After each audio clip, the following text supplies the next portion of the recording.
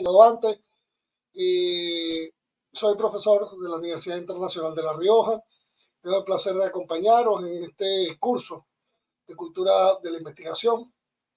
Inicialmente se está impartiendo, como estoy viendo, con estudiantes de Colombia, inicialmente, México, Perú, vale, bueno, dentro de áreas de ciencias sociales, psicología, también Ciudad de México, vale, Guatemala, es decir, tenemos personas de América Latina, de nuestra América Latina, provenientes del área del Caribe, ¿vale? Y Centroamérica, por así decirlo, ¿no?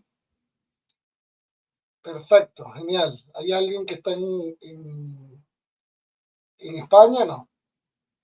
Vale, perfecto. Bueno, inicialmente vamos a comenzar esta sesión. Se llama difusión de los resultados, ¿vale? Inicialmente el término o el título que estáis viendo en pantalla, bueno, técnicamente hablando se llama difusión de los resultados de investigación, pero el título que sale en pantalla es un título que a mí me suele gustar señalar, porque creo que es algo que muchas veces a nosotros no nos enseña dentro del ámbito de las ciencias sociales o del ámbito del conocimiento que a nosotros nos van formando, que es la parte del networking, el marketing académico, terminologías que quizás no están muy emparentadas al ámbito académico universitario, pero que terminan siendo básicamente, digamos, palpables. O sea, colocarle el título, el nombre correspondiente, más allá de hablar de divulgación científica, diseminación de la ciencia, divulgación de la ciencia, visibilidad de la labor académica o cualquier formación de redes, también son sinónimos del mismo proceso que vamos a hablar el día de hoy. Entonces, en ese ámbito, sí manifestaros un poco mi perfil. Soy sociólogo, soy doctor en ciencias de la información, más de 15 años de experiencia académica. He venido generando, digamos, o teniendo a cargo distintas labores a lo largo de este periodo, entre las cuales está la dirección académica de un centro de investigación en Colombia, en Barranquilla, en específico, cuando yo viví hace muchos años allí. Bueno, hace menos de muchos años, ya unos cuantos años, no tanto. Inclusive mis hijos nacieron en Colombia, soy venezolano, español, y además dentro de las funciones, bueno, he venido ejerciendo la labor de dirección en un máster y actualmente también está dirigiendo la revista española de pedagogía. Entonces, también con la presencia del profesor Juan Luis Fuentes de la Universidad Complutense de Madrid. Entonces, inicialmente, pues la idea un poco dentro de esta sesión es un poco entender que la investigación va más allá del acto en sí de investigar y de responder a nuestros objetivos general y específicos. Partiendo del principio de lo que señalaba y lo que estoy viendo en pantalla, Albert Camus, quien señalaba que la vida es una suma de todas tus opciones. A mí me suele gustar comenzar esta sesión desde el punto de vista de que creo que es una frase, esta sesión, la diapositiva que estoy viendo, creo que es una frase que sintetiza un poco el espíritu de la sesión en sí y el espíritu de la divulgación o de la difusión científica de la labor académica que nosotros llevamos a cabo dentro de la ciencia, dentro de nuestras áreas de conocimiento. ¿Vale? Entonces, en términos generales, veo que tenéis diferentes perfiles más técnicos, perfiles más de ciencias sociales, perfiles del área de psicología y demás, ¿vale? Pero inicialmente, si creo que hay algo que falla dentro de nuestro quehacer diario, es que muchas veces, y no sé qué opinión tenéis vosotros, yo sí voy a tratar de ser provocador dentro de la sesión para debatir, que creo que es lo más importante dentro de estos escenarios, es que creo que hay un gran fallo dentro del sistema educativo superior, dentro del sistema de educación superior, por parte de nosotros como investigadores, o por parte de nosotros como profesionales en el ámbito académico, que es muchas veces la falta de competencia y de visión 360 alrededor de todos los procesos involucrados en el quehacer docente y en el quehacer científico en nuestro caso. No sé qué opinión tenéis vosotros. No sé qué opinión tenéis vosotros. ¿Vale? Uno de los aspectos y uno de los conceptos asociados a esa, digamos, supuesto que yo parto del principio, ¿vale? Porque nosotros nos enseñan o nos dicen que es muy necesaria la interdisciplinaridad y la transdisciplinaridad. Y uno de los conceptos clave o transversales dentro de esa inter y transdisciplinaridad que nosotros muchas veces escuchamos dentro de los ámbitos académicos es la formación de networking o redes. Bien, si yo hago un concepto o si yo tomo el concepto de networking desde el punto de vista más amplio, es decir, desde el concepto que estoy viendo en pantalla, entendería que un networking, para que sea un buen networking, tengo que tener la capacidad de establecer relaciones con diversos tipos de profesionales, más allá de nuestro ámbito de acción, ya que al final lo que a mí me interesa es tener una suficiente red que soporte distintos roles, distintas funciones, distintas tareas a lo largo del proceso de desarrollo académico que yo pueda tener acá, ¿vale? Y que puedan ser de utilidad siempre desde una perspectiva de dar y recibir, siempre desde una perspectiva de que en cualquier situación futura yo voy a, digamos, activarme dentro de la red o a ser receptor o emisor dentro de esa red de relaciones. ¿Estamos de acuerdo? Doris del Carmen, encantado. Bueno, ya está en el sitio en donde yo viví muchos años en Barranquilla, Colombia. Así que en ese aspecto, fantástico. Entonces, partiendo de este concepto, ¿vale? Dentro de esta sesión que va a durar 1 hora y media, 2 horas, les hago la pregunta. Tomando este concepto, ¿cuál es el nivel de fortaleza que tiene vuestro network en el quehacer profesional vuestro? Académico, digo. Porque el comentario que yo dije antes, el señalamiento que he dicho antes, que quizás una de las principales falencias es que nos cuentan, en el mundo académico a nosotros nos dicen el escenario ideal, pero cómo llegar a ese escenario ideal es muy difícil o no se nos cuenta de todo, lo experimentamos o lo vamos conociendo por secciones o por trozos, ¿vale? Entonces, inicialmente, yo para ser un buen investigador, inicialmente para ser sobre todo un buen profesional dedicado en la academia, sucede un poco más o menos lo mismo en otros ámbitos. Yo tengo que tener una amplitud de red que me permita poder desarrollar diferentes acciones, ya sea trabajar o conocer a un ingeniero con quien trabajar y recolectar información, tener conocimientos o trabajar con otros tipos de actores provenientes de comunicación audiovisual, por ejemplo, para generar infografías o contenido, o u otras secciones u otras áreas. Usualmente yo me acuerdo cuando viví en Colombia, yo no sé, y más adelante lo veremos, un poco más adelante hay una diapositiva que apunta hacia lo que voy a señalar un poco, a modo introductorio. Tenía yo un debate con un profesor amigo de la Universidad de la UIS en Santander, ¿vale? Estábamos debatiendo en un foro sobre el futuro de la e-ciencia, ¿vale? La ciencia mediada por la tecnología. Y una de las cosas que nos preguntaban era, bueno, ¿qué se necesita para tener e-ciencia en Colombia o en América Latina?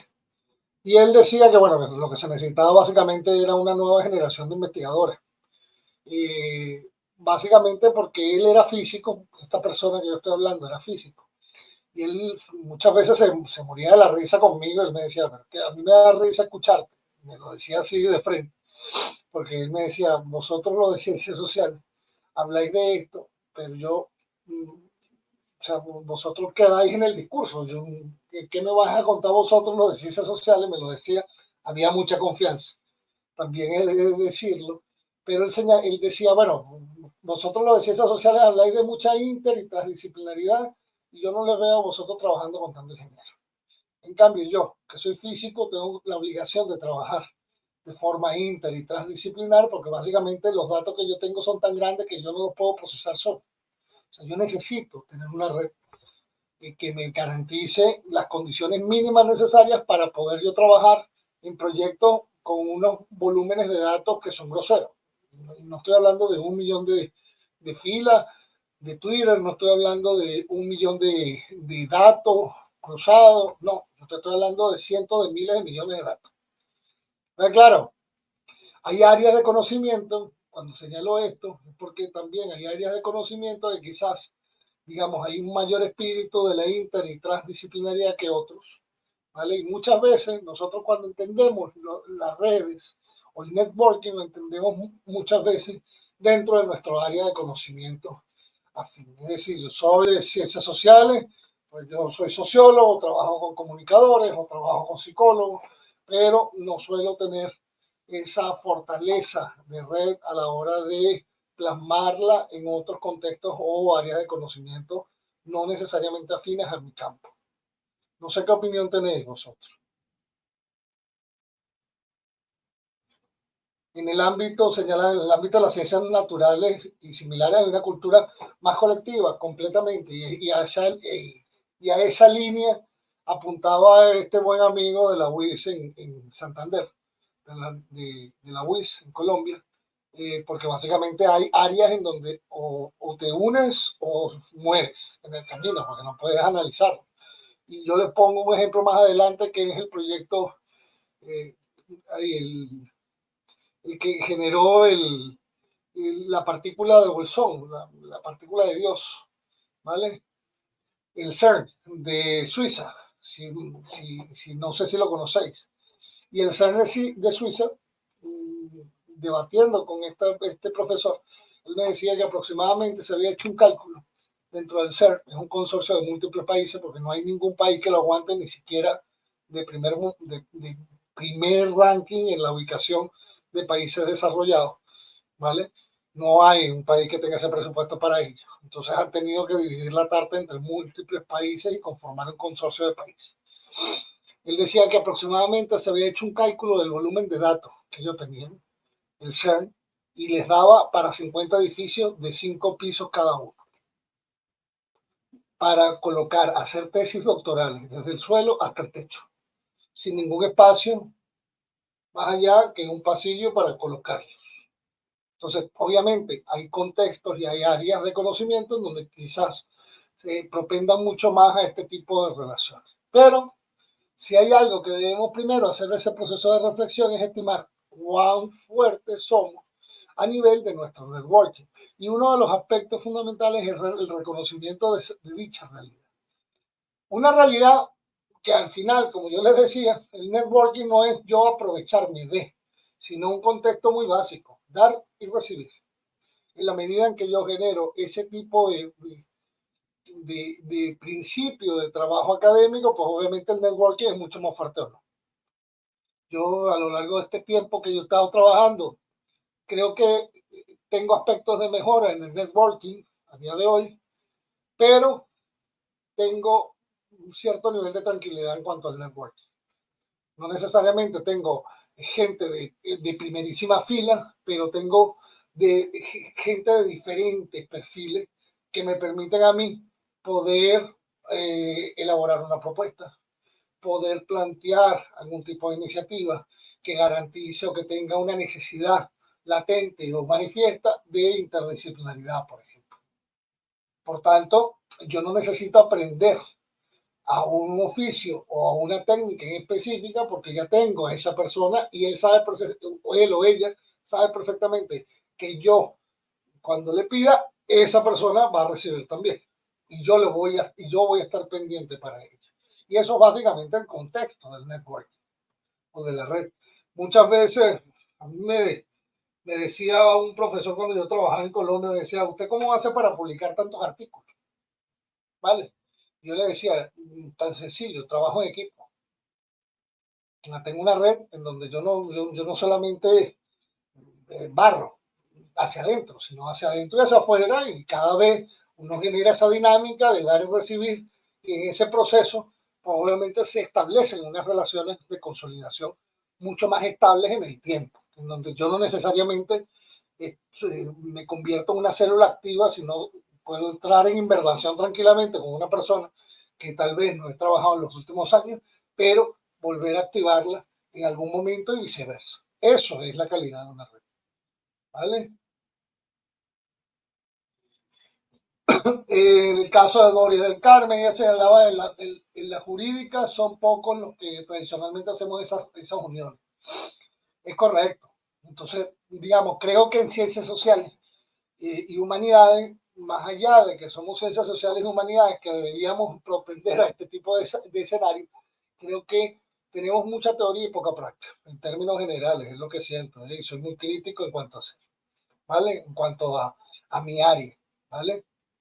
Entonces, sobre todo porque fundamentalmente también, como comenta Dori, el escenario de exigencia y de indicios de calidad de la producción y del trabajo que nosotros hacemos nos está llevando a una necesidad de entrar en conciencia del concepto de networking cada vez más apremiante.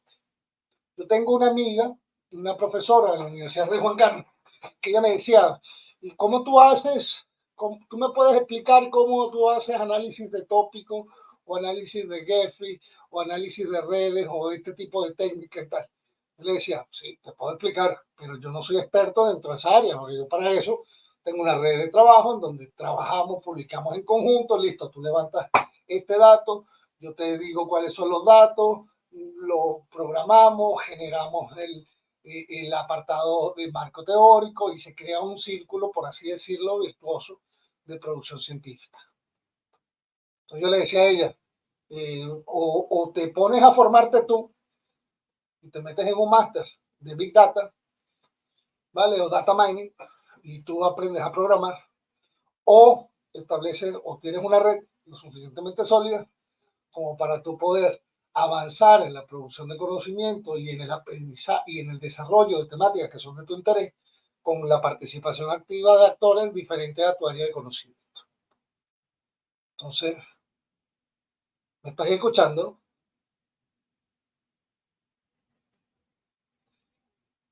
Vale, que como había comentado Nicolás y yo estaba desconectado. María del Carmen dice, en México los investigadores son grupos cerrados que es difícil de abordar. Claro, sí, no, yo creo que en términos generales, a ver, yo creo que es un tema también de nivel de desarrollo o nivel de madurez de nuestros entornos científicos.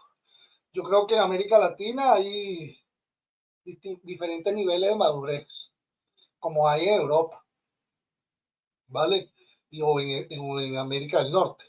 Entonces, en ese ámbito, creo que también en parte nuestro sector es un ámbito cerrado, muy acotado, ¿vale? También es un ámbito en donde todos nos conocemos. Si tiramos un poco del hilo, la teoría de los 6 grados, digamos, se cumpliría.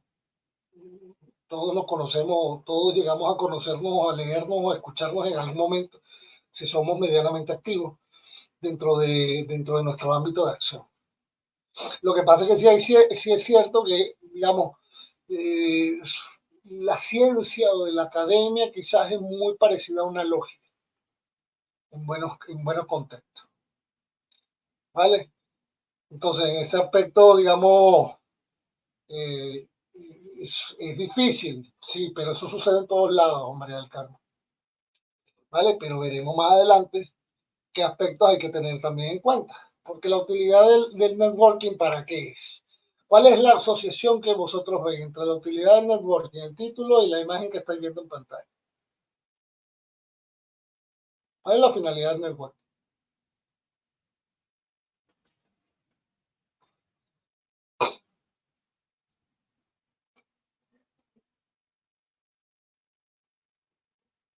Hacer que las cosas pasen. Vale. La finalidad del networking.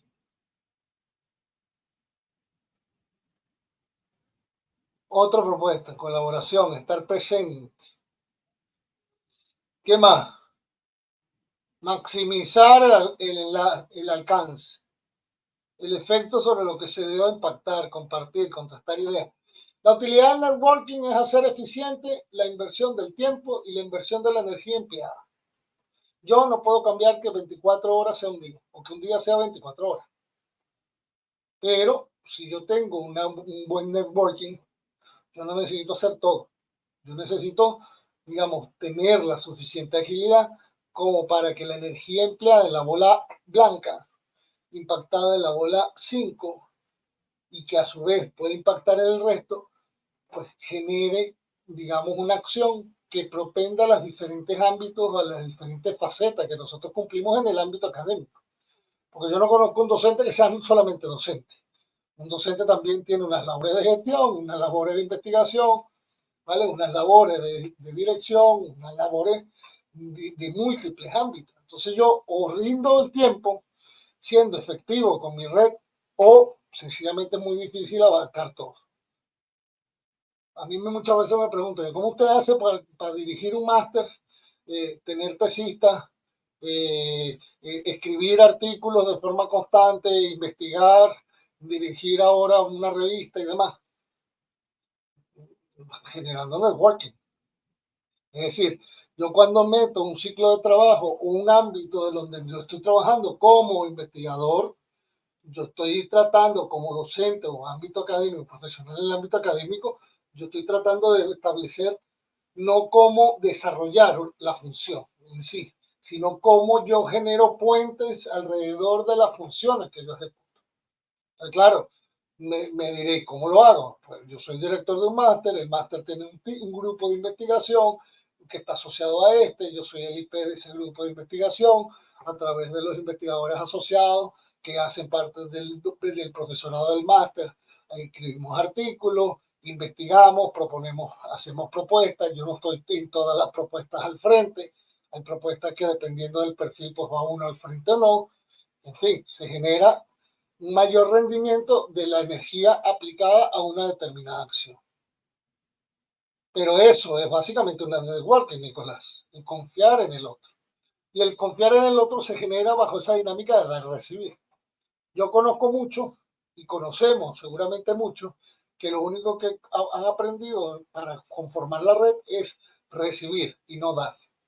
Entonces yo cuando establezco una relación con alguien, y aunque pueda ser traumática, aunque no salga del todo positiva, mi interés es ver, yo trato de velar qué es lo que yo te puedo dar, no lo que yo voy a recibir, porque tú deberías estar pendiente en ese aspecto. Si tú me demuestras que no estás pendiente en ese aspecto, pues no voy a invertirlo. No le voy a invertir en esa energía, no voy a generar mayor energía para ese tipo de relación, porque para mí es una relación tóxica, una relación negativa dentro del proceso de networking. Es un falso networking. ¿Vale?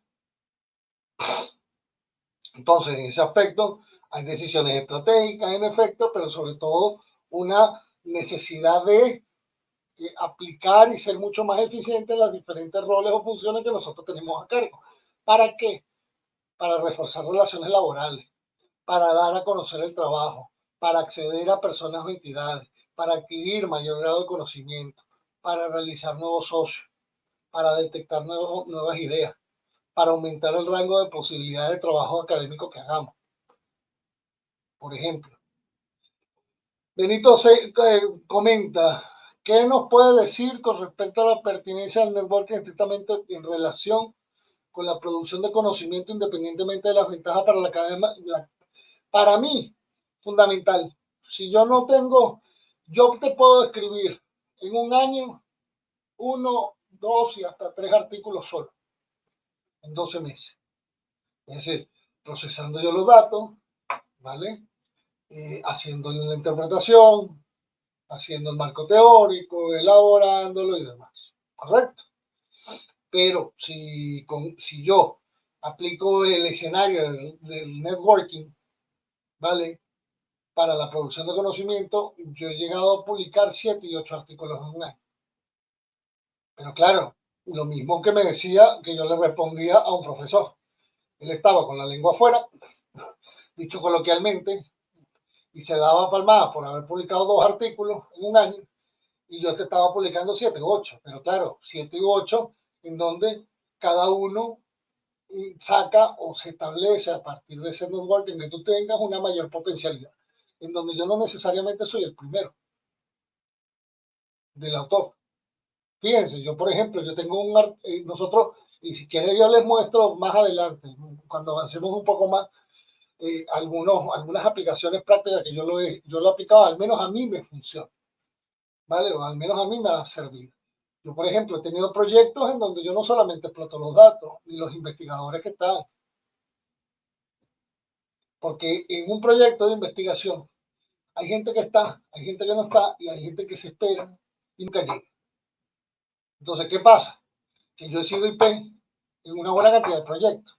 A mí me interesa generar indicios de calidad. A mí me interesa indicadores de que para mí sea útil para yo mostrarle al ente financiador, que usualmente es un ente público, que no solamente yo soy una persona capaz de concluir un proyecto pautado en su cronograma, sino también que genera visibilidad. Porque al final la labor de investigar no solamente utilizar ese recurso, sino también de, digamos, generar un retorno a la inversión social, de esa inversión pública que se hace, o de esa inversión privada que se ha hecho a partir de un contrato. Entonces, yo muchas veces doy oportunidades a los miembros del equipo de investigación oficial, pero llega un momento en donde yo empiezo a abrir canales y empiezo a abrir a la red que yo tengo.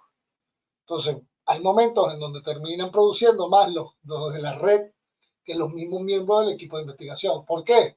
Porque es que no están. ¿Por qué? Porque en ese momento tienen mucha carga de trabajo y no pueden.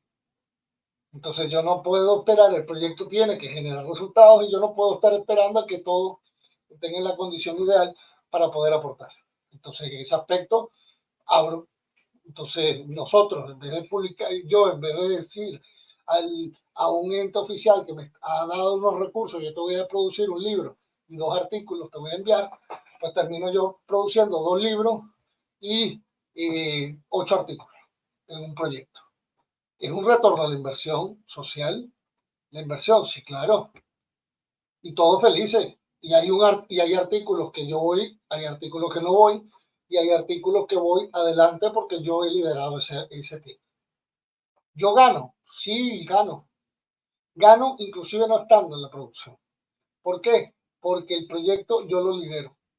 Entonces, a nivel directo o indirectamente, los indicadores de éxito de ese proyecto me repercuten a favor, aunque no esté. Pero eso, digamos, es una dinámica que uno debe crear. Y lo usual no es eso en la academia. Lo usual es cuando tú tienes un grupo de investigación, tienes un IP y el IP te va diciendo qué es lo que tienes que hacer. Por ejemplo, ¿vale? Y se concentra en un campo disciplinar, pues sí, pero para poder nosotros hacer lo que señala o trascender ese espacio o ese campo disciplinar que señala Elizabeth, ¿qué debemos nosotros o qué necesitamos? En primer lugar, conocernos a nosotros mismos. Y yo no estoy hablando aquí de mindfulness, estoy hablando aquí de reconocer nuestras falencias y nuestras fortalezas, construir vínculos estables y rentables con otros profesionales. A veces es mejor estar con alguien del nivel de uno en términos de desarrollo que estar, digamos, bajo la sombra de alguien un poco más superior en términos de desarrollo académico. ¿Por qué? Porque tal vez esa persona no te va a alimentar, esa persona no va a generar, digamos, las condiciones necesarias. Ampliar constantemente los contactos es necesario, fundamentalmente, porque tú no sabes cuándo tú vas a necesitar un abogado, cuándo tú vas a necesitar un ingeniero, o cuándo tú vas a necesitar a alguien de X país o no, porque las convocatorias van cambiando, los indicadores o las métricas de medición científica van cambiando, las expectativas y lo que nos piden a nosotros dentro de los ecosistemas de investigación en nuestros países van cambiando. Cuando yo llegué a España, a Colombia, en el 2007, Colombia, a mí además me acuerdo claramente, en Colombia en 2007 yo trabajaba en la Universidad del Norte, ¿vale? En Barranquilla, ¿vale? Este, ¿qué decía? ¿Qué se decía en la universidad? Hay que publicar en Scopus o Web of Science, Journal Citation Report. Vale, eso era en 2007, ¿vale? No importaba si era un Q1, Q2, Q3 o Q4, ¿vale? 10 años, 9 años después, cuando yo me regreso a España, ¿en qué nivel estaba? En donde ya te decía, ya daban por hecho en el sistema de ciencia y tecnología en Colombia, y que publicar en Scopus y Web of Science era una obligación. Y ya no solamente decían que el Q1, el Q2, el Q3 o Q4 se daba por entendido. O sea, si te pagaban algún tipo de beneficio extra, la universidad donde tú trabajas, por publicar, tenía que ser Q1 o Q2, por ejemplo. Entonces, eh, eh, la única forma de producir, fíjense, ¿qué pasa en Perú? En el Perú, ¿qué pasa en Ecuador? ¿Qué pasa en México? Quizás un poco la analogía de la rana en la sartén, en la olla hirviendo, poco a poco. Eso no quiere decir que México, Perú o Ecuador vaya a variar, sino que tal vez están en diferentes niveles o en diferentes fases del agua hirviendo. Entonces, más temprano que tarde, el sistema de ciencia y tecnología en donde nosotros nos encontramos va a llegar a ese tipo de indicadores, sí, completamente. Entonces, yo les puedo estar hablando quizás desde el futuro a muchos de vosotros, porque tal vez ahora mismo se les está pidiendo unas determinadas condiciones, ¿vale? Pero yo conozco gente, yo conocía profesores que estaban trabajando en Japón, por ejemplo, que les obligaban, la universidad les exigía como meta 7, 8 artículos publicados al año. Pues claro, eso, digamos, o la tienes muy clara y tienes una capacidad de conocerte a ti mismo para reconocer esas falencias, para tú cubrirlas con tu red, o construir vínculos estables y rentables, que tener esa capacidad de emplear constantemente e identificar grupos dispuestos a integrar nuevas personas, que eso es otra. En el caso de Elizabeth, un poco iba el comentario también asociado a Elizabeth y a otros que estuvieron comentando el caso de México, de la UNAM, del entorno científico donde trabaja. ¿Qué hago yo con estar en una red académica que a mí no me prestan ni atención ni genero un círculo virtuoso, digamos, de dar y recibir? Prefiero estar en otra más pequeña eh, que produzca, que genere a una que esté muy bien reconocida y que nadie me preste atención a nivel personal, ¿eh? ¿Vale? Sí, y eso, lamentablemente, Dori, eso está sucediendo, en efecto. Pero en el marco también es importante tener en cuenta que nosotros no podemos o no vamos a estar cambiando el entorno como tal. Las reglas de juego cada vez están más, digamos, competitivas. Hay gente que se va por esos caminos cortos, que son absurdos, y hay otros que si yo tengo esa capacidad de estos cuatro aspectos que son muy básicos, de tenerlo muy claro, pues obviamente volvemos un poco al escenario que yo le decía a la amiga mía de la universidad, la profesora de la universidad, de Juan Carlos. ¿Qué quiere? Que yo me ponga a hacer un máster en data mining, tarde 2 años, para saber cómo yo hago un análisis de tópico, o tengo una red lo suficientemente fuerte como para hablarle a la persona y decirle, vale, vamos a hacer 2 artículos, uno orientado a esto y el otro orientado a esto. En este vas tú adelante, en este yo voy adelante y trabajamos en equipo, por ejemplo. O sea, me parece muy bien, he aprendido cosas técnicas, sé lo que tú planteas, pero yo no puedo estar haciéndome un máster o haciendo una capacitación y convertirme en experto para poder decir, ahora sí voy a aplicarlo. Sobre todo cuando los temas que nosotros podamos estar desarrollando y las temáticas de actualidad van evolucionando a una velocidad cada vez más pasmosa, ¿vale? Entonces, en ese aspecto, digamos, tengo que garantizar un contexto de ecosistema lo suficientemente provechoso para que yo pueda producir. Y producir científicamente también es difusión. Y a mí alguien me preguntaba, además me preguntaba, ¿y es eso que trae como consecuencia?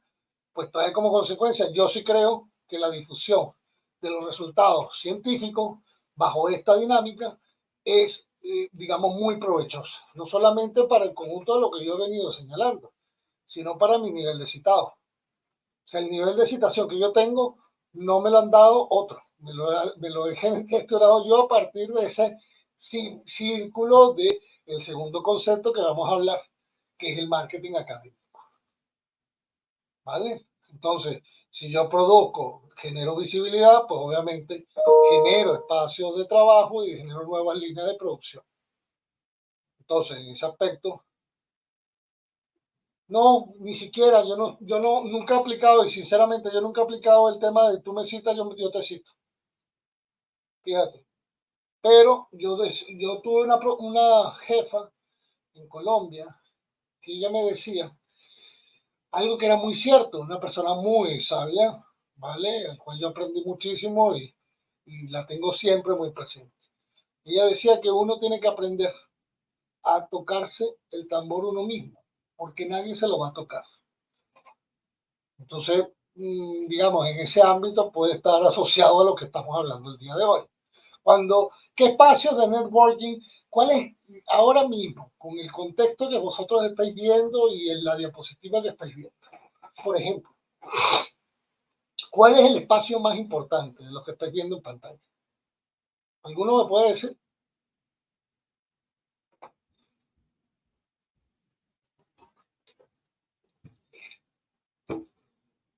Redes académicas. Red, Modi. Vale. Redes académicas.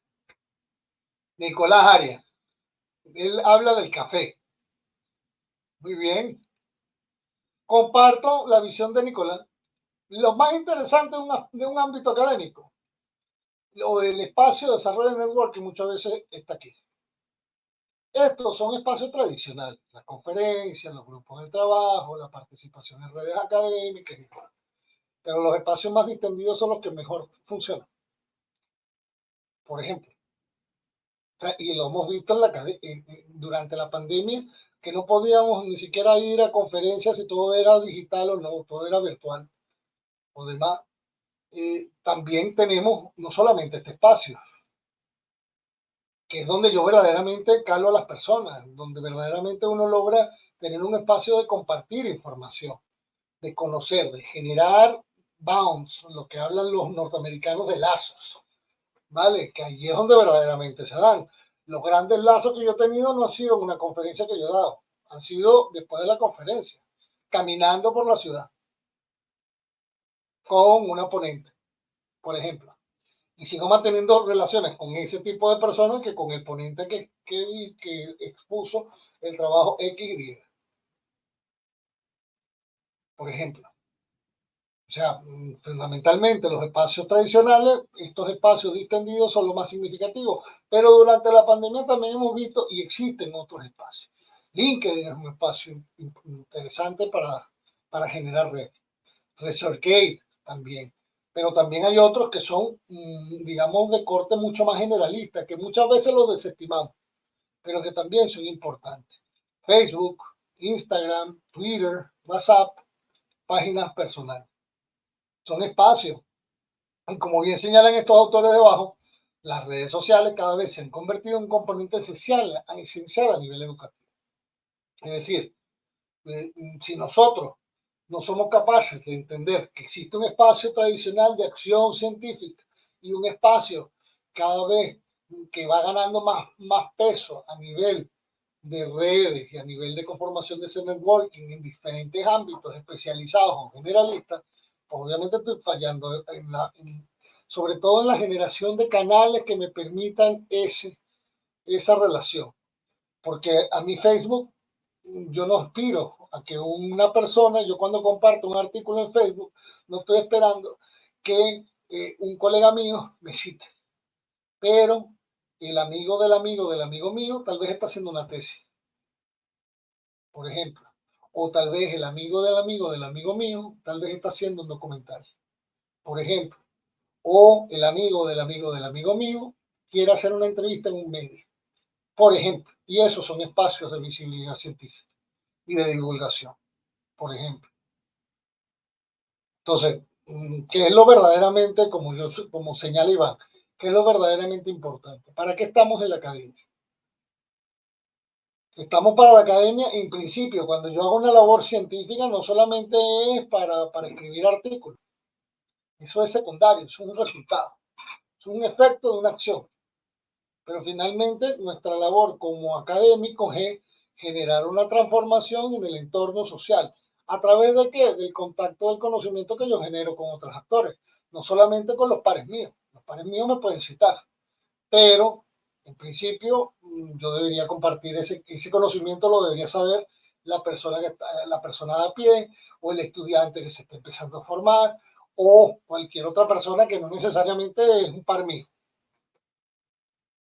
Entonces, en ese aspecto, obviamente, muchas veces no tomamos conciencia, como señalaba anteriormente, de esos nuevos espacios o esos espacios digitales ya constituidos, que también son muy válidos y muy eficientes.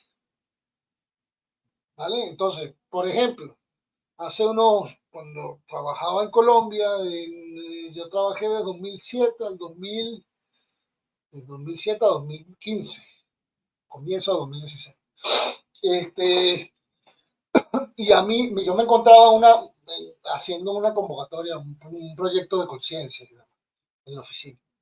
Y claro, una de las cosas de repente yo recibo una llamada de teléfono en la oficina, eran como las 8 de la tarde, era tarde para el horario de trabajo, ¿vale? Pero tenía que terminar esa convocatoria y no tenía el espacio en la casa, tenía el espacio en la oficina. Entonces me llaman de la oficina, casualmente, a esa hora. Y a mí que me coge el teléfono, me coge el teléfono una persona que era un productor de National Geographic, América Latina, y siempre pongo este tipo de ejemplos. Preguntándome si estaba interesado en hacer parte de un documental sobre el tema de redes sociales en América Latina con 4 capítulos. Yo iba a aparecer en uno de ellos, como en la parte académica, por así decirlo. Entonces, claro, el productor era argentino, se encontraba en Bogotá y me llama a mí en Barranquilla a las 8 de la tarde.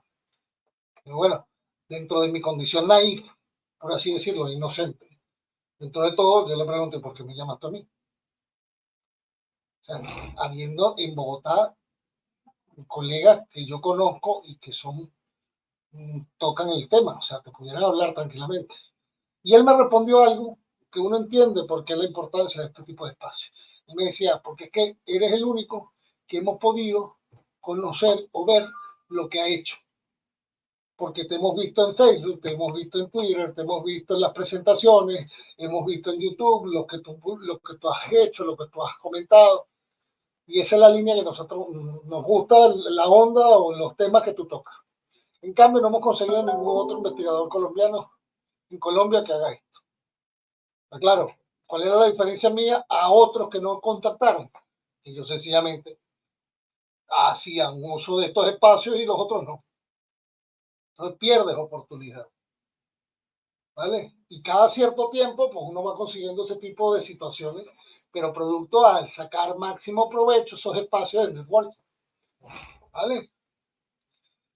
José Luis Hola dice, realmente yo veo del networking como lo siguiente, mis objetivos. Investigo qué grupo quiero acceder, participo en eventos, busco crear una relación genuina y siempre trato de mantener el contacto. Yo creo que bajo esa dinámica es una dinámica un tanto más limitada. Yo creo que ahí el tema aquí es inicialmente, antes de formar networking, es saber cuáles son tus fortalezas y debilidades. Eso es un aspecto claro. Y poder, obviamente, en ese proceso, porque es un proceso, no hay una receta. Creo que no hay nadie que establezca una receta. Sería imposible. A partir de ese reconocimiento, tener, digamos, la capacidad de aprender y desaprender. ¿Por qué? Porque dentro de ese proceso de generación de redes hay muchos sinsabores, hay muchos engaños, hay mucha gente falsa, hay mucha gente que solamente está de buen rollo si tú le das y no te da y no recibe. Entonces hay mucho periodo de prueba, ensayo y error, hasta que tú vas consolidando.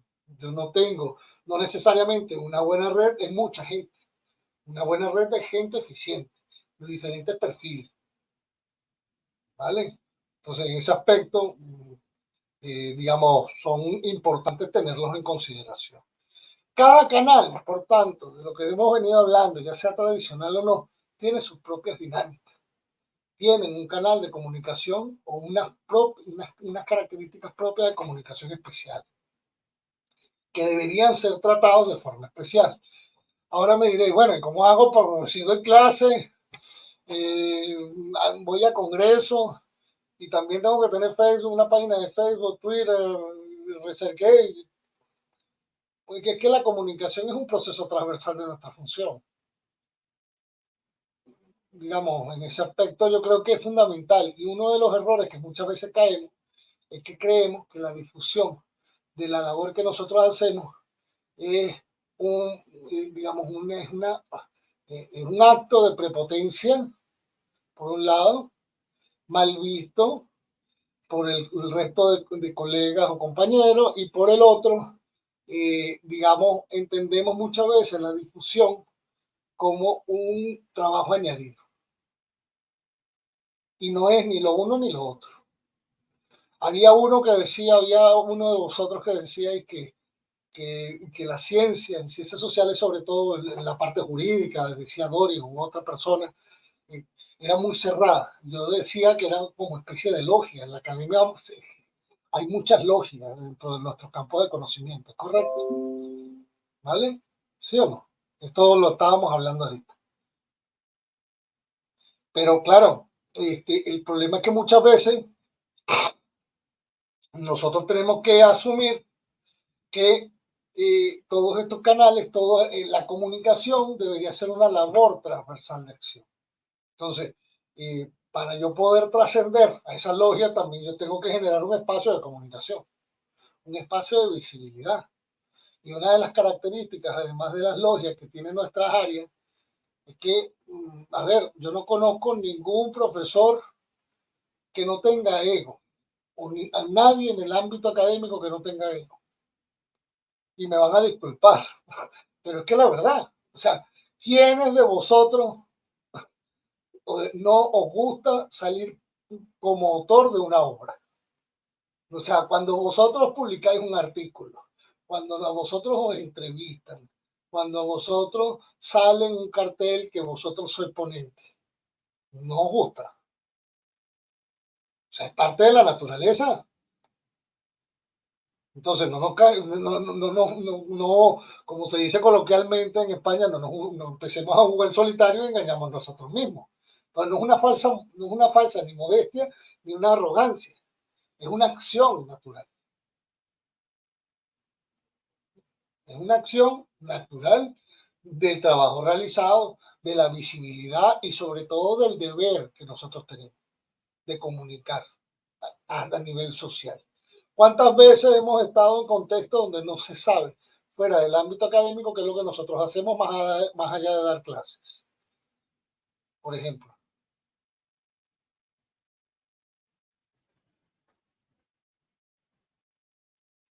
¿cuánto? ¿Cuánto hemos estado?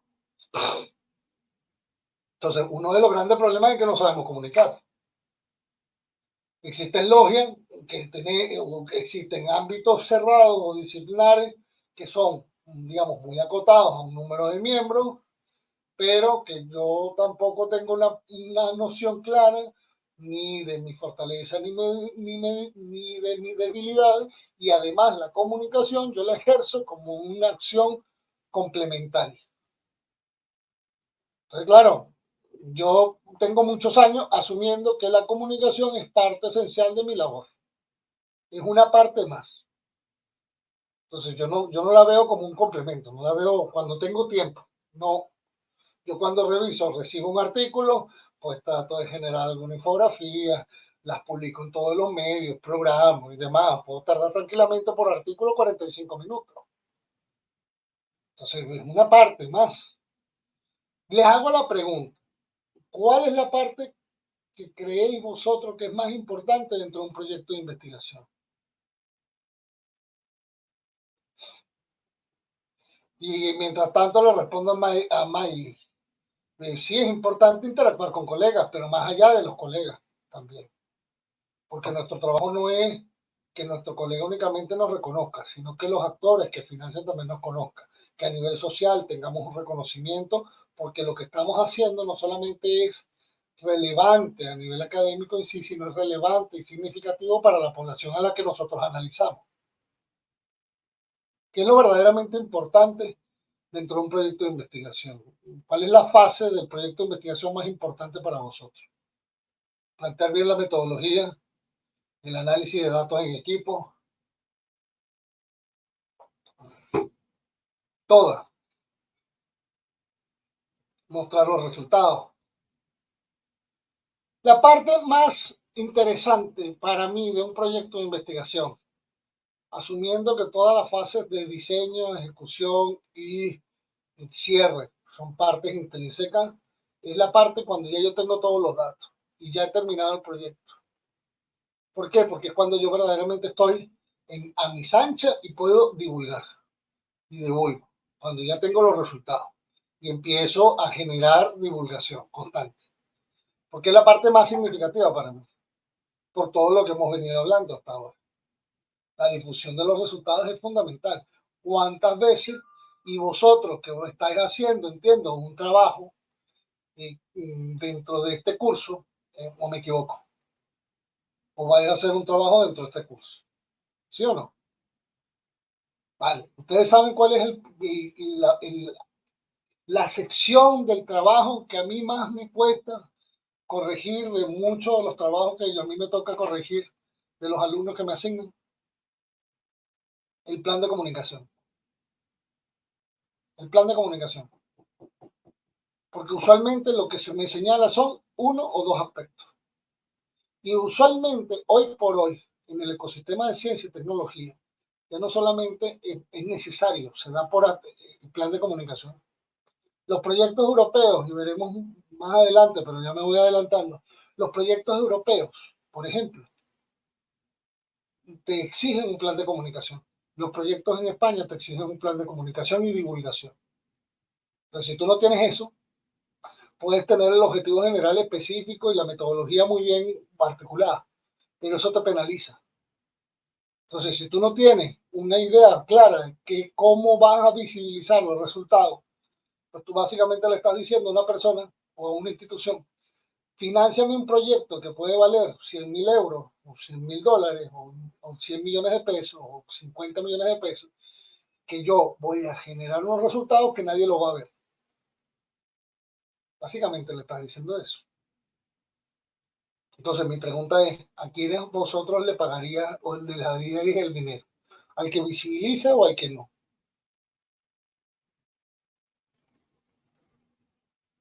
Al que sí, ¿no? Entonces, ¿qué esperamos nosotros? Y es una de las falencias constantes que yo veo en los trabajos que me toca corregir. Que a la hora del plan de comunicación nos quedamos en el envío a la conferencia, un artículo, un libro, ¿vale? Y no hay más espacio de divulgación, no hay infografía, no hay transparencia de los datos, no se comparten las sábanas de datos, cosa que es un aspecto cada vez más propio dentro de la cultura de la ciencia y tecnología en el mundo. No hay producción de píldoras informativas. Entonces, nos quedamos únicamente en el artículo del libro y en la conferencia. Es decir, comunicar para nuestros colegas, fundamentalmente. Yo siempre les digo a los tesistas míos de doctorado, la parte fundamental de cuando uno defiende es que esa tesis no puede quedar en un repositorio, no puede quedar en un desván y no puede quedar en una biblioteca. Porque para recostar, para generar peso a un mueble, pues uno no investiga. Para tener un título, pues vale, tienes el título, es importante, sí, pero lo verdaderamente importante es la divulgación, el mostrar al muchacho, el darlo a conocer, el publicarlo en diferentes formatos. Eso es cada vez más importante. Es más, dentro del proceso de evaluación, de acreditación de ciencia y tecnología que hay en España, cada vez más está cayendo dentro del debate el tema de las métricas, el tema de los indicadores no tradicionales de difusión científica. Es decir, el número de veces que el contenido que yo publique en las redes sociales es divulgado. Por ejemplo, cada vez más está entrando ese debate. Entonces yo les estoy hablando del futuro. Cada vez más, ya no solamente la cita, el Q1 o el Q2 dentro de la revista va a ser importante, sino que en la medida en que yo yo logre construir un plan de comunicación orientado a la difusión de la ciencia, es decir, saque provecho de mi networking y tenga mucho más clara la necesidad de un marketing académico, pues yo podré generar con diferentes tipos de contenido alrededor del conocimiento que me permita jalonar procesos para que la gente comparta, para que la señora que acceda o el amigo del amigo del amigo mío entienda lo que yo estoy haciendo. Por ejemplo, ahorita mismo, Dori, pero te hablo del futuro, cada vez más. Ahorita mismo en UNIR hay una convocatoria de grupos de investigación y uno de los apartados que se nos evalúa los grupos de investigación es la difusión. Es decir, la difusión en Twitter, la difusión en redes sociales, no solamente la producción de artículos, por ejemplo. Entonces, eso cada vez más va a ir cayendo.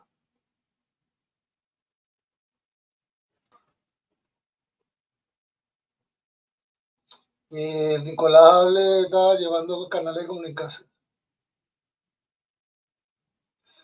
Sí, claro, eso puede suceder, pero a la hora de hacer tú la evaluación vas a tener que responsabilizarte y ver cómo tú vas a responder por qué no se ejecutó. A mí yo trabajé muchos años con Conciencia y con el Ministerio de Educación Nacional. Yo puedo decir que lo poco que yo hice, lo que yo realicé con ellos, estaba más que contento. ¿Por qué? Porque yo les proponía 2 artículos y les publicaba 4. Le proponía un libro y le sacaba 2. Proponía 3 eventos y sacaba 8. Entonces, claro, digamos, el ente oficial lo que quería era resultados, por ejemplo. ¿Vale? Yo ahorita ya vamos allá, no os preocupéis. Fíjense un dato que tenemos, y yo les voy a mostrar casos, digamos, prácticos de 2 proyectos, uno que ejecuté y otro que estoy ejecutando. Fíjense, un plan de datos, un dato que es importante. Cada vez más las ofertas de trabajo que nosotros nos surgen por los networks, el 70% aproximadamente. ¿Vale? Y a nivel académico, esto aumenta las probabilidades. La evaluación de artículos, el ser evaluador de proyectos, el ser evaluador de entidades de agencias oficiales y demás, no me ha venido de la lógica de tú me citas y yo te cito, sino me ha venido de la lógica de que hay gente que te conoce dentro del circuito, vale, perfecto, y hay gente que no te conoce dentro del circuito, pero sí te ha valorado. Entonces, a mí me ha llegado de todo en la vida, pero es porque también he generado ese escenario de visibilidad y tengo muchísimas cosas que mejorar también, sí, ¿vale? No, es imposible, obviamente, pero para ello tenemos que ponerle nombre a las cosas, Felipe. Uno de los aspectos que debemos ponerle nombre es el marketing académico. Yo le pongo este título por malicia, y lo dejo muy claro. ¿Por qué? Porque usualmente hablar de marketing académico, marketing, aplicar el marketing dentro de la academia muchas veces se convierte en un debate de que si estamos mercantilizando la educación o si tenemos esta idea de producción en términos fordistas y demás. Eh, Puede generar algún nivel de rechazo, pero lo hago con esa intencionalidad, porque finalmente nosotros tenemos que saber vender y nosotros tenemos que saber divulgar. Divulgar es también tener un plan, por ejemplo, y es también reconocer esa fortaleza para tú saber entender en lo que tú eres bueno y en lo que tú eres capaz. Por ejemplo, porque tener 18 canales no necesariamente te garantiza digamos, una opción interesante y a veces conviene hasta invertir. Invertir en garantizar una estructura lo suficientemente capaz para que tú puedas generar comunicación. Hay 3 conceptos clave dentro del proceso de plan de comunicación y del proceso de plan de divulgación o de la divulgación de los resultados científicos. Por un lado, entender qué es marketing, qué es marketing, qué es branding. En la academia se aplican estos conocimientos continuamente, cada uno. Es más, nosotros podemos decir que somos una marca y que estamos transmitiendo productos y servicios al poder de una marca. Es decir, nosotros cuando nos contactan como consultores, evaluadores, articulistas, y nos invitan a dar una ponencia y demás, estamos haciendo branding. No sé vosotros si os consideráis diferente, pero finalmente tenemos esas características también, es aplicable también ese concepto. por una sencilla razón.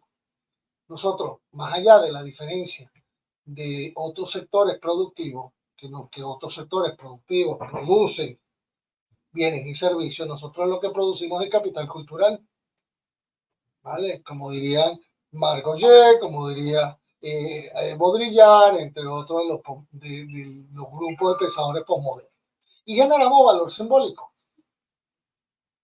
¿vale? También dentro de esa producción del conocimiento que nosotros generamos a través de la ciencia. Pero pongámosle nombre a lo que es. ¿Qué elementos en común hay en cada uno de estos casos? ¿Qué elementos en común hay? ¿Mm? Todos son marcas. Yo pongo el logo de Harvard y Harvard, ¿vale? Ya de por sí tiene un valor añadido, un valor de cambio simbólico, un capital cultural. Todos son marcas. Manuel Castel, Noam Chomsky, Howard Gardner, no son marcas, se gestionan como marcas. Es más, yo no sé, Doris, ¿en qué institución, yo no sé cuánto tiempo tienes tú trabajando en el ámbito, pero no sé si trabajas también en qué universidad además?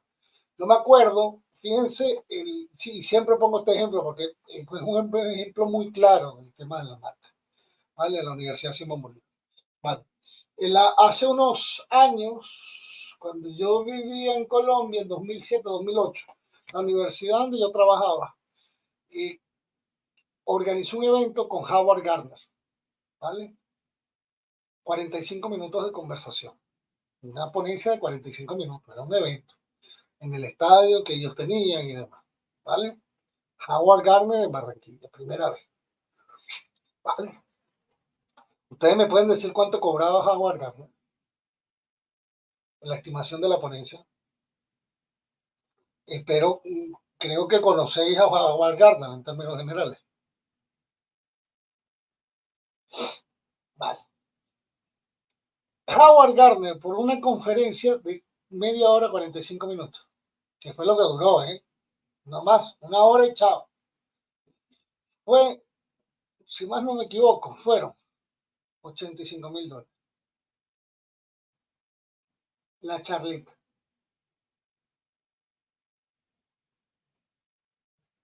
¿Ustedes saben cuánto cobran los Rolling Stones para un toque de 2 horas? De fee, de caché, como se le llama. 85, 80, $90,000. O sea, Mick Jagger, ¿vale? Con Kate Richard y demás, cobraban eso en 2007-2008. Y lo sé porque estaba recientemente llegado de España, porque tenía, digamos, más o menos noción de precios y demás, y me resultaba todo demasiado grandilocuente para 45 minutos. Y conozco a Howard Gardner, la inteligencia múltiple. Pero es que él se gestionaba como una marca. La universidad nunca negoció con él directamente. Él tenía un agente que le gestionaba a la gente y que acordaba la tarifa. Y él fue a Barranquilla con unas características, con unos vuelos, con unos determinados asientos, con unos determinados estatus, con unos tipos de hotel, con unos tipos de coche, con unos tipos de acompañamiento. Es decir, era una marca. O sea, yo me conformo con que me paguen el 10% de lo que le pagaba a Howard Gardner o el 5% y soy feliz y te salto en brinco, ¿vale? Pero en términos generales era lo que cobraba Howard Gardner, 45 minutos, ¿vale? Y la universidad no perdió dinero, se llenaron hasta las banderas del estadio y la gente pagó por esos 45 minutos. Entonces, existe marketing académico, sí. Existe marketing, branding y marcas en nuestra academia, sí. ¿Quién lo llevó a la fama? Que él estuvo centrado él toda la vida ha hablado de inteligencia múltiple, y ese es su nicho, y él no sale de ese nicho y ha venido hablando. Pero lo mismo le sucede a José Martín, a Barbero, el sociólogo colombiano. por ejemplo, o lo mismo le ha sucedido a Canclini, digamos, actores académicos que se han venido enfocando, especializándose en un ámbito, y también le ha sucedido a Manuel Castel con la sociedad de la sociedad de la información, y Noam Chomsky haciendo análisis sociopolítico desde la comunicación. Entonces, digamos, en ese aspecto, ellos han sabido la divulgación, la importancia, porque finalmente nuestro ámbito académico es como la carrera militar. Nos miden por méritos, señores. Dependiendo de los méritos formativos, administrativos, docentes e investigativos, nosotros estamos en un escalafón de nuestra carrera académica. ¿Cómo nos están midiendo? Con índice H, con número de artículos, número de citas, factor de impacto de la revista donde publicamos y las almétricas, que era lo que yo les decía antes, que son todos los datos, o sea, todos los indicadores asociados a las redes sociales que nosotros compartamos. Un dato de almétrica es el RG de ResearchGate, el RG Score, por ejemplo, eso es una almétrica. El número de shares o comentarios generados a partir de un post asociado a un contenido, eso es una almétrica. Y cada vez más se está teniendo en cuenta ese tipo de factores, por ejemplo. Y cada vez más los que financian la ciencia y tecnología están buscando ese tipo de indicadores también. Entonces, si hasta ahora no se está aplicando en vuestros países, pues cada vez más tenganlo presente. Porque muchas veces nosotros tenemos tal cantidad de bruma que no vemos el bosque, sino solamente árboles. Y como bien señala Nielsen, muchas veces los indicadores dispuestos a nivel académico inhiben la buena ciencia. Y la buena ciencia no solamente es generar, digamos, o no hacer o no llevar a cabo esas malas praxis, como habéis señalado algunos del me cita, yo te cito, o del, digamos, de la producción, digamos, no ética de conocimiento a través de datos no levantados, por ejemplo, u otras prácticas, sino generando, teniendo detrás una red o un networking consolidado que te permita avanzar efectivamente. Porque finalmente, si asumimos que el escenario que nosotros trabajamos se parece a la carrera militar, pues yo no puedo establecer una batalla o establecer una guerra o entrar en una guerra bajo los modelos tradicionales de la guerra y el conflicto, porque soy solamente uno. Pero sí puedo establecer un modelo de guerrilla, en donde puedo yo ser mucho más eficiente con los pocos recursos que yo tenga, por ejemplo. Bien. ¿Hay vida más allá del espacio académico tradicional? Completamente. Por tanto, a partir de lo que hemos venido hablando, el gran García Márquez decía una verdad como un puño. Lo que no se comunica, señores, no existe. ¿Cuántos de vosotros trabajáis y cuántos de vosotros divulgáis?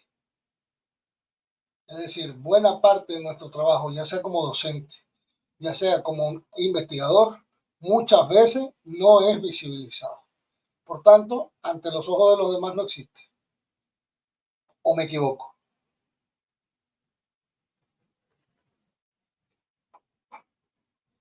Entonces no existe. Entonces vuelvo un poco a lo que me decía esta profesora, jefa mía, en mis tiempos en Colombia. Uno tiene que aprender a tocarse el bombo, tener un plan de marketing. Entonces, ¿por qué? Porque nadie va a venir y me va a decir, yo quiero que usted exista.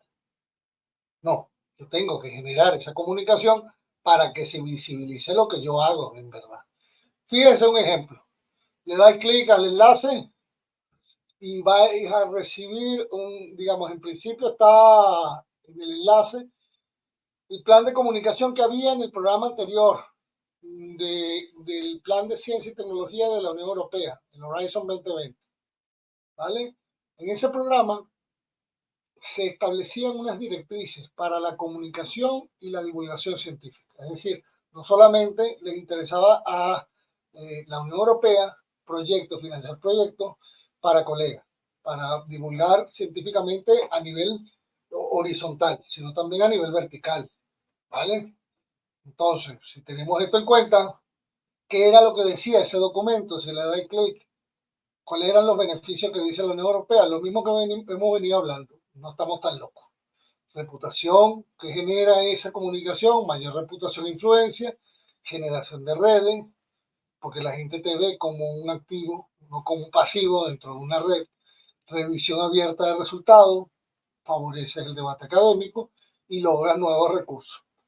Ustedes mismos pagarían a alguien que divulga a alguien que no divulga, ¿vale? ¿O no? ¿Vale? Gerson dice, una publicación en Facebook e Instagram de una chica hermosa en traje de baño es increíble los likes que genera. Recién empecé a publicar en estas redes con la idea de crear precisamente una marca personal. Los likes son mínimos, pero me gustó ese comentario anterior que hiciste del amigo, del amigo, del amigo que puede generar alguna sinergia positiva. Pues sí, yo hasta ahora he tenido contacto, inclusive hace un año atrás me contactó una estudiante que estaba en La Haya haciendo un posgrado sobre un tema del conflicto armado en Colombia. Y yo tengo 6 años que me he devuelto de Colombia. Pero claro, para mí eso son el amigo del amigo del amigo mío. O sea, una chica que estaba haciendo posgrado, que no está hasta ahora metida dentro del circuito académico en donde yo ando, ni tiene ResearchGate, ni me consiguió por ORCID, pues ha logrado contactarme conmigo a través de otras redes y a través de LinkedIn fue cuando me contactó. Entonces, esos son resultados. No suelen ser resultados tampoco inmediatamente, pero esos son resultados que van llegando poco a poco. Yo no puedo compararme entre la chica del traje de baño y yo, por obvios motivos, además, pero también ya habíamos hablado que la comunicación, cada canal de comunicación tiene sus propias exigencias. Por tanto, hasta que nosotros no logramos dimensionar asertivamente esa estrategia de comunicación mixta que habla también la Unión Europea en el programa Horizon 2020 anterior, no el vigente, sino el anterior, el vigente también sigue por la misma línea. Pues obviamente no podemos sacar provecho. Y cuando hablamos de comunicación y divulgación o diseminación de la ciencia, ¿qué estamos hablando? Comunicar, ¿para qué? ¿Qué comunico? Todo el proyecto. ¿Cuándo? Las veces que hagan falta. ¿Para quién? Múltiples audiencias. ¿Para qué? Para la sociedad de los beneficios de la investigación. ¿Para qué yo disemino información, conocimiento o comunicación? ¿O llevo a cabo una divulgación científica? ¿Qué? De los resultados. ¿Cuándo? Cuando los haya, parciales o totales. ¿Para quién? Para los colegas, audiencia especializada, estudiantes de posgrado, investigadores de otro campo. ¿Para qué? Facilitar el conocimiento y uso de los resultados. Si yo tengo clara esa diferencia, pues obviamente debería tenerla un poco más clara al momento de diseñar ese marketing académico y generar un proceso de comunicación que debería ser transversal. ¿Cuándo solemos nosotros comunicar en un proyecto de investigación? La gran mayoría de vosotros me diréis cuando concluye el proyecto, seguramente. En la práctica, muchas veces sucede eso. Pero en un proyecto de investigación hay avances, hay mini avances que uno puede seguir divulgando y dando a conocer. Entonces, eso es comunicación, sí, eso es comunicación y eso es visibilidad. Y eso es una buena práctica dentro del buen hacer científico, porque eso es transparencia investigativa. Por ejemplo, ya lo mostraremos un poquito más adelante, ya queda menos. La utilidad de ese marketing académico, por tanto, todo lo que hemos venido hablando, que guarda una relación, desde ese círculo virtuoso que yo les hablaba de forma etérea y que lo podéis ver plasmado aquí. En la medida en que yo creo conciencia de lo que yo soy como marca, genero una relación de compromiso, genero tráfico y demuestro mi experiencia en mi área. Entonces, ¿cuál es la diferencia entre mi persona y alguien con un perfil parecido al mío? ¿Vale? Que no tiene casi cita. Que la cita que yo me he logrado ha sido porque creo en esto que estoy contando. Entonces, yo no comunico, yo no Yo no hablo con el colega y me digo, cítame tú, yo te cito. No, pero yo sí genero comunicación. Entonces, las citas que yo he tenido han sido citas orgánicas. O sea, yo no he estado en la tesitura de cítame, yo me cito. No. Entonces, claro, pero que para mí la comunicación ha traído ese beneficio y es uno de los beneficios de muchos otros, como la chica de hace un año, como el documental este en el que participé en Nat Geo Latinoamérica, como la clase que di en Ecuador, en una universidad, a un grupo de investigación sobre este tema, como la invitación a ser parte de un partner del CONICYT, ¿vale? O de la agencia del CENICIT, si mal no me equivoco, en Ecuador, o de otras entidades. Eso es mi beneficio. Sí, el CENICIT es Ecuador, no, yo te estoy hablando del Perú, ¿vale? Que también, ¿vale? Entonces, que no se le siente, es muy parecido con CONICYT, si mal no me equivoco. Siempre me confundo, ¿vale? Les pido disculpas. Pero ellos no me, yo no les he contactado, ellos me han contactado, ¿vale? Entonces eso es lo importante. Y esos son beneficios añadidos que uno va viendo y que favorecen ese círculo virtuoso. Por tanto, para llevar ese marketing académico, tener claro quién soy, qué me diferencia del resto, cuál es la diferencia entre Nicolás y Nancy, Miriam e Isabel, a dónde quiero llegar. Y a mí hay una frase y una pregunta que a mí me gusta. Puede ser a través de un DOFA o un FODA, como tú le llames.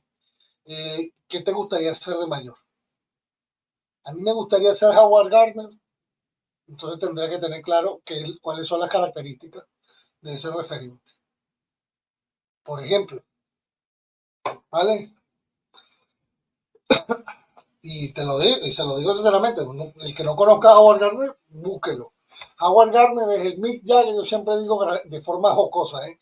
Howard Gardner es el Mick Jagger de la educación. O sea, yo no he visto un investigador que traiga tanta masa detrás, pero hordas de fans a nivel educativo. ¿Vale? A partir de esas preguntas, uno se tiene que evaluar el posicionamiento actual y saber cuál es la dimensión formativa, científica, laboral y social. ¿Cómo me encuentro? ¿Cuál es mi examen aquí? Eso es muy importante llevarlo a cabo. ¿Cuáles son los canales que uso? ¿Qué tipo de contenido comparto? ¿Qué temática abordo? ¿Cuál es la periodicidad? Son aspectos que yo debería tomar en consideración porque no todo vale. Hay que ser continuo y coherente. Hay que primar la calidad. Hay que evitar ser deshonesto. Las trampas tienen patas pequeñas o patas cortas. Sí, completamente de acuerdo con lo que señala María del Carmen, pero también es cierto, Howard Gardner es el Mick Jagger, o sea, tanto por la asociación generacional como por el efecto manada que genera. Primar el contenido del medio, no todo sirve para todo. Reconocer lo que podemos hacer de una forma autónoma y lo que no podemos hacer también, que necesitamos como equipo. Algunos espacios que usualmente o que uno debe gestionar de por sí, ResearchGate, deberíamos tener Google Scholar, deberíamos estar también, antes existía Publón lo compró Clarivate, de ahora es el usuario de Clarivate, pero Publón, por ejemplo, sirve para registrar las evaluaciones. Yo si quieren os muestro ahorita mis canales para que veáis cómo funciona Clarivate, sobre todo que es el Publón, pero ResearchGate, LinkedIn, Orsit, cada uno tiene su propia naturaleza y todos funcionan de forma integrada. Por ejemplo, bien, o sea, yo publico en LinkedIn no es para el investigador únicamente, es para personas, inclusive gente de medios y demás, que pueden ser interesantes, por ejemplo. Y academia también. Hubo otras redes sociales como Google Plus, que ya no existe, pero existió, o Instagram, puede ser TikTok o lo que fuere, pero siempre con esas características, ¿vale? O tener también, y también tener una página personal, que es muy importante, para tú generar tu propio marca, branding, ¿vale? y hacer el marketing, pues obviamente necesitas tu propia imagen. Obviamente, el plan de marketing académico no es un plan estático, es orgánico, es dinámico. Hay que irlo evaluando. ¿Qué he cumplido de mi plan? ¿Qué he desatendido? ¿Puedo hacerlo? ¿Puedo dar un rodeo? ¿Cuál es la vía más corta para alcanzar ese objetivo de forma lo más lógica posible? ¿Cuáles son las consecuencias? ¿Cuál es el resultado de mi estrategia? ¿Se siguen ajustando mis planes? O sea, tal vez yo comencé queriendo ser Jaguar Garner, pero después quiero ser Elías. Y no me interesa Jaguar Garner. Estoy feliz con lo que tengo, pues ya está. También es válido, pero tengo que siempre tener muy claro esa necesidad con mi realidad de vida también. Y finalmente, obviamente, hay que recordar, ¿vale? Que el networking como el marketing es una carrera de fondo. Esto no se hace, esto no es una carrera de 50 metros. Esto yo no lo hago ahorita. Abran todo Google Academia. Empiecen, abran todos los canales y empiecen a divulgar. Porque aquí el que gana es el que rinde, no es el que llega primero. No son 50 metros, es una carrera constante. Hay que cuidar la reputación y hay que tener muy claro que nadie se hace solo y que la marca, es decir, lo que yo trato de representar, no vive de las rentas. Es un constante prueba, mostrar, prueba, mostrar, prueba, mostrar. ¿Vale? Publicar en inglés, sí, puede ayudar, dependiendo obviamente del público a donde tú te dirijas. Pues sí, usualmente los artículos, por ejemplo, o inclusive publicarlo en 2 idiomas y demás. A continuación, dicho esto, digamos, esta sería la página de fin. Les voy a mostrar estos minutos que sobran de, digamos, algunos ejemplos un poco más prácticos, ¿vale? Que es lo que vosotros también estabais un poco, ¿vale? Entonces, esperad un momento y lo muestro. Vale, fíjense este proyecto. Este es uno de los proyectos, ¿vale? Este proyecto finalizó, nosotros lo hicimos en junio del 2000, desde julio del 2021 hasta junio del 2022, ¿vale? Inicialmente el proyecto está en la página web normal del proyecto, las características, objetivos y demás, ¿vale? Con su metodología y demás. ¿Qué pasa? Que nosotros generamos aquí, teníamos, fíjense, píldoras, teníamos canales que divulgábamos, teníamos otro tipo de, digamos, publicaciones y eventos. Entonces, nosotros terminamos haciendo, digamos, una actividad, el proyecto era de investigación, pero nosotros desarrollábamos este tipo de píldoras, que es una forma muy sencilla de poderlo tener. Entonces yo, digamos, por ejemplo, utilizado mucho, yo suelo utilizar mucho Canvas, por ejemplo. Yo trabajo mucho con Canvas. Por ejemplo, ahorita estoy editando un libro, hay un libro que estamos editando en Tirando Blanca, ¿vale? Entonces, dentro de la estrategia de comunicación que le hemos pedido a los profesores, pues que a los autores que nos pasen un clip de 1 minuto, que nos expliquen de qué trata el capítulo. Lo estáis viendo, ¿no? Entonces, por ejemplo, esto no cuesta mucho. Ojo, Canva es un recurso súper intuitivo. Entonces, por ejemplo, todo un capítulo que va a salir de una profesora de la Universidad de Valladolid que es coautora. Entonces,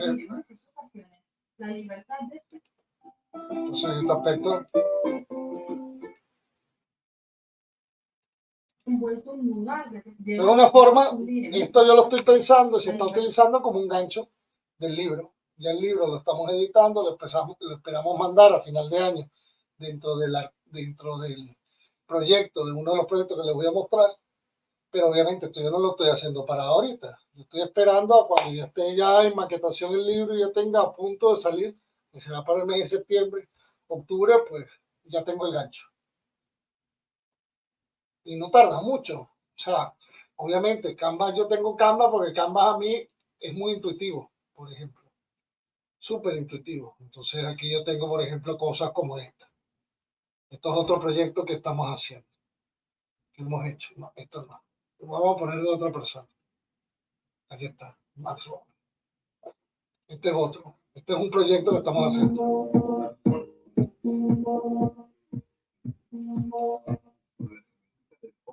Entonces, yo los he editado, sí. No todo salgo yo, pero a mí me interesa darle visibilidad. Una buena visibilidad a mi proyecto. Y él es un investigador dentro del proyecto. ¿Por qué no darle visibilidad? Entonces, yo doy, recibo, le genero visibilidad. Entonces, en este aspecto es importante, porque lo va a apreciar. Y él lo aprecia, lo valora, y bueno, y es un escenario, digamos, una dinámica de trabajo interesante, por ejemplo. Entonces, hay cosas que yo suelo utilizar mucho este tipo de cosas. Aquí hay otra, una presentación, por ejemplo, que aquí las presentaciones las suelo hacer por aquí también, pero también tengo el vídeo. Entonces, este vídeo, por ejemplo, pues, obviamente yo también, esto se comparte.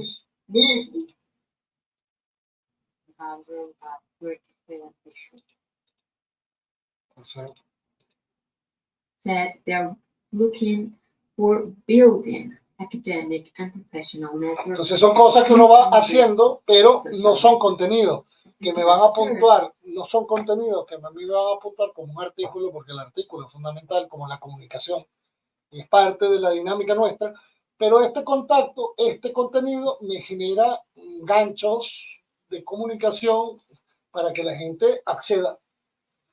Entonces, ¿por qué yo estoy elaborando los vídeos? Porque tengo tiempo libre y me gusta ver a las personas que están escribiendo. No, no, me gusta, básicamente lo estoy creando ¿para qué?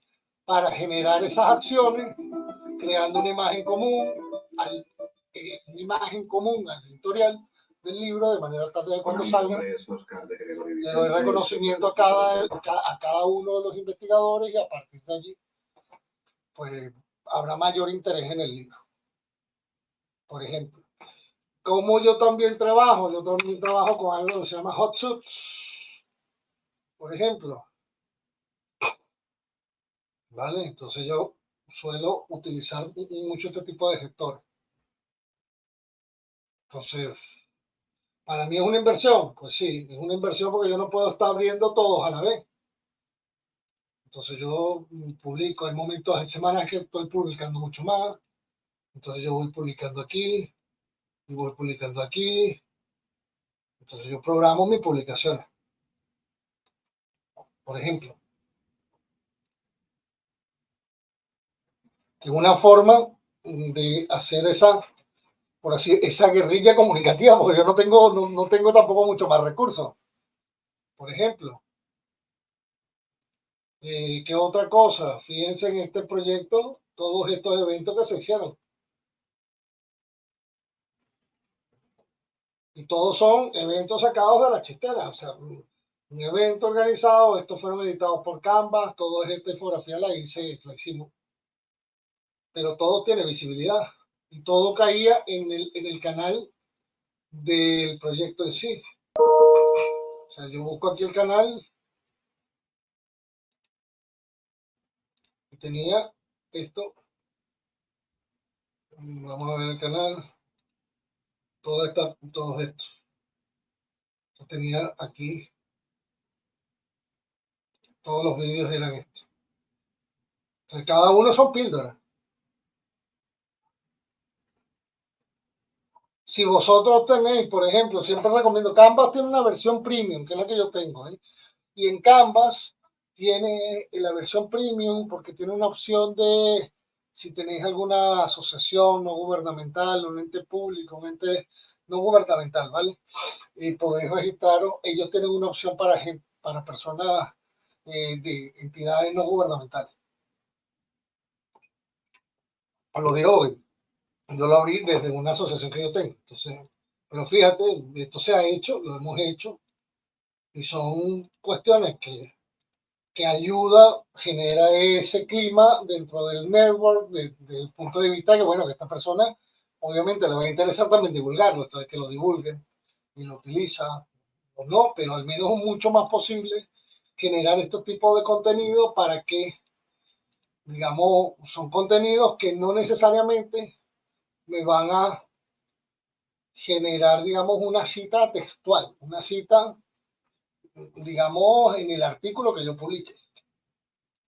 Y en ese aspecto, pues obviamente hemos hecho, aquí tenemos, fíjense, todas las publicaciones que se han hecho, aquí están los instrumentos que nosotros hemos aplicado, todos los datasets que nosotros teníamos, acceso, todo está visible.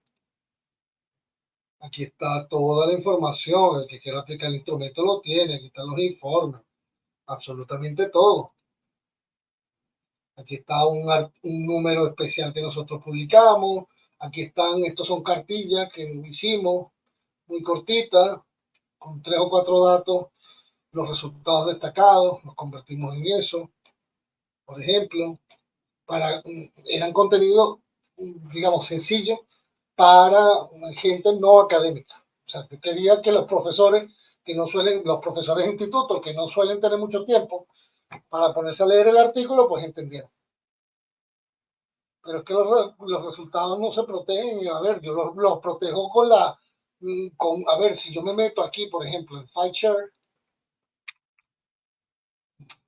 por ejemplo, FileShare es un repositorio, ¿vale? Yo tengo aquí mi proyecto y cada uno de estos resultados tiene un DOI. O sea, tú me tendrías que citar. Entonces todos tienen un DOI. Entonces la presentación tiene un DOI.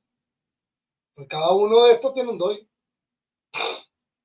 Y si yo lo hago aquí, cita, este es un DOI, por ejemplo. Entonces tenéis FileShare, sí. Tienen otro que se llama Zenodo, que se utiliza, sobre todo en Europa, se utiliza mucho, es gratuito, que tiene las mismas características que FileShare. Nosotros ahorita mismo en uno de los proyectos tenemos, en este proyecto,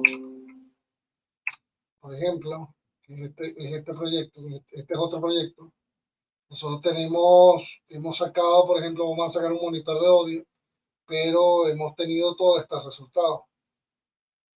Hemos hecho esta conferencia. Entonces, esta conferencia fueron un día. Entonces, aquí estamos haciendo este congreso, todos invitados, por ejemplo, pero todo guarda una relación en sí. Este es el congreso, el enlace de este congreso. Entonces, todo tiene una relación en sí.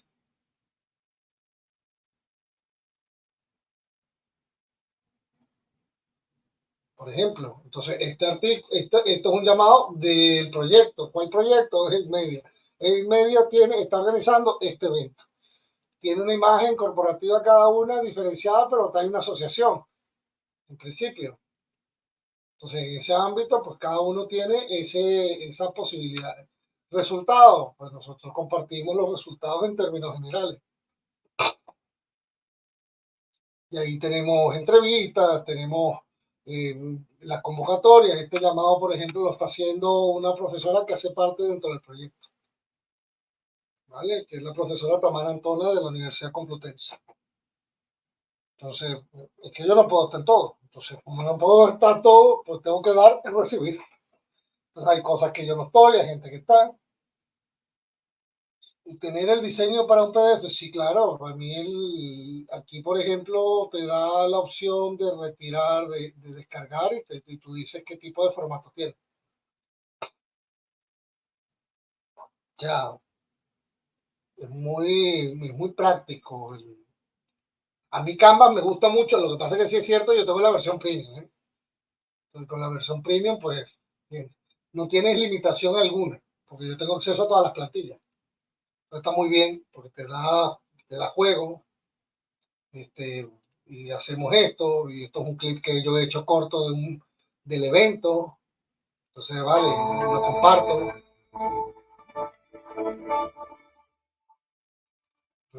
Cosas muy cortitas, muy intuitivo, pero son recursos que te ayudan en ese plan de comunicación, ¿vale?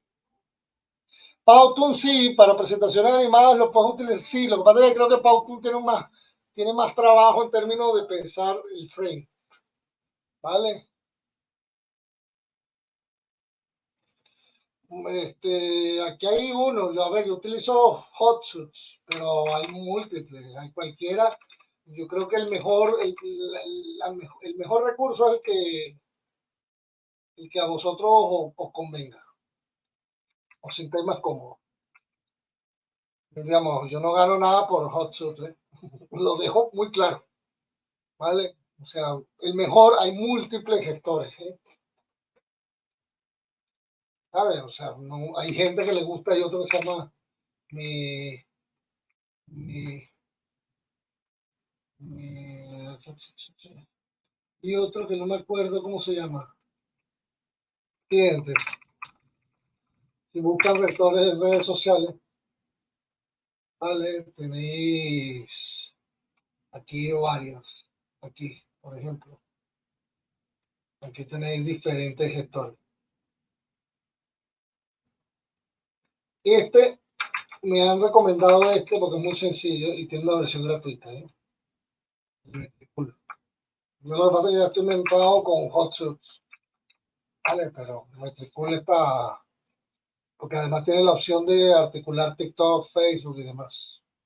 Y no, y a ver, tiene un coste, obviamente, pero bueno, tiene una versión gratuita que para uno comenzar 5 perfiles, tiene un link, acceso a 3 meses, tiene gestión de todas las redes sociales, menos LinkedIn. O sea, uno puede comenzar con el free, ¿vale? Está interesante, no lo veo mal, entre cool, la verdad. Hasta lo he visto y me he pensado hasta revisarlo hasta qué punto esto, porque sí es cierto que HotSuits es un coste importante. Pero, por ejemplo, aquí, por ejemplo, nosotros compartimos otro tipo de información en los canales, no necesariamente la nuestra, sino de otra gente que también conocemos, entonces uno va fortaleciendo. Entonces, un profesor me pasó esta información, listo, yo te lo divulgo dentro de la red, si no pasa nada, o sea, no tengo problema, ¿sabes? La única manera de pedir es dando también. Tal vez esa persona no me lo dé al final, pero bueno, al menos no queda. Yo creo necesariamente en el karma. Entonces uno hace para esperar que hagan también. Si no llega, pues no llegó. No gasto más esfuerzo en ese aspecto. Y aquí la revista, yo voy cambiando aquí. Entonces lo que decía en inglés también, hay veces que nosotros publicamos en inglés también. Pero son cosas que vamos haciendo poco a poco, ¿eh? ¿Sabes? Entonces son cosas que creo que pueden estar interesantes para tenerlo en conocimiento, ¿vale? Pues no sé si tenéis alguna pregunta.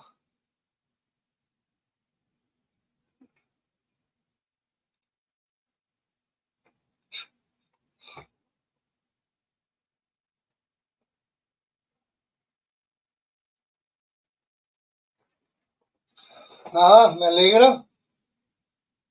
Espero que les sirva poco a poco. Esto es como la vida misma, poco a poco ir avanzando. Nadie es perfecto. Yo no tengo la verdad absoluta en este aspecto. Me gusta esta sesión porque finalmente uno comparte lo que uno mejora o peor ha sabido hacerlo, pero creo que eso finalmente también repercute en el final. Todos esos contenidos, mucha gente se queda en el corto plazo, o sea, solamente ven como que el contenido no está articulado a mi artículo.